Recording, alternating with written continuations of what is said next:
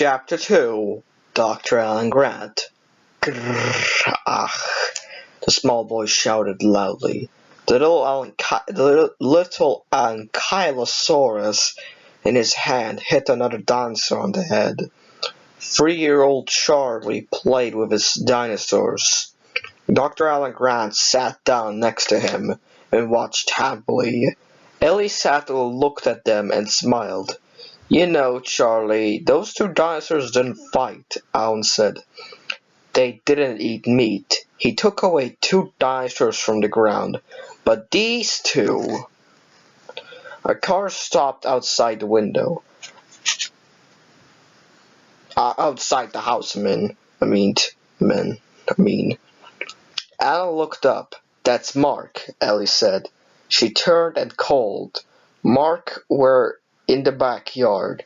Mark Degler wore expensive clothes. He looked friendly. Mark, this is Alan Grant. Hi, Alan, Mark said. He shook Alan's hand. Alan smiled, but he felt sad.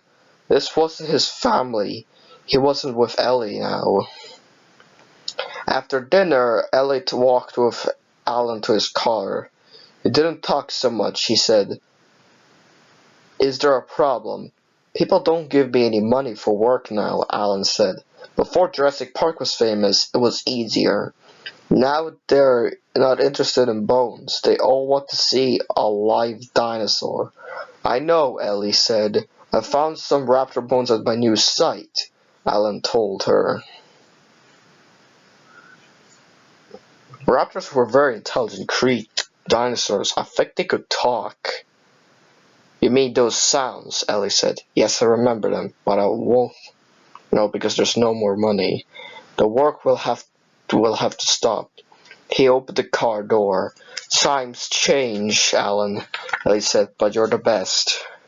Dr. Alan Grant took 2 dinosaurs from the ground. Alan shook his head. Sometimes I think I'm a dinosaur too, he said. I want to help you, Alan, Ellie said. You'll never ask for help, but please ask me. Alan drove away sadly. Ellie was happy with her husband and her children. He only had his work. There were live dinosaurs on Isla Nublar and Isla Sorna, the 2 Jurassic Park islands. But the story of how Jurassic Park was really in old bones. It wasn't in the new dinosaurs of Jurassic Park. Not many people studied dinosaur bones. Alan's work was more important than a wife or children.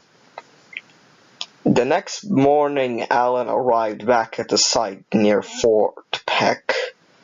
Montana Billy Brennan came and spoke to him.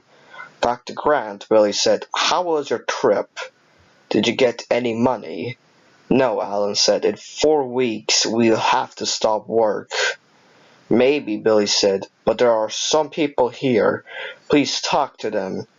Alan looked past Billy at a large car. A man and a woman got out. Dr. Grant, the man said. I'm Paul Kirby. He gave Alan a card. It showed him the name of a company. Ali didn't know the company, but the card was expensive. This is my wife, Amanda, Paul said. Amanda shook Alan's hand and smiled. She looked tired. What can I do for you, Mr. Kirby? Alan asked. I think you can't help us, sir. And I think we can help you. Can we take you and Mr. Brennan to dinner? Alan didn't want dinner. There was too much work. But Billy looked at him. Please, these people were rich. Thank you, said Ellie. Alan said. An hour later, they were all in a restaurant. Amanda and I love exciting, dangerous places, Paul said. Galapagos, Everest, the Nile, we were there.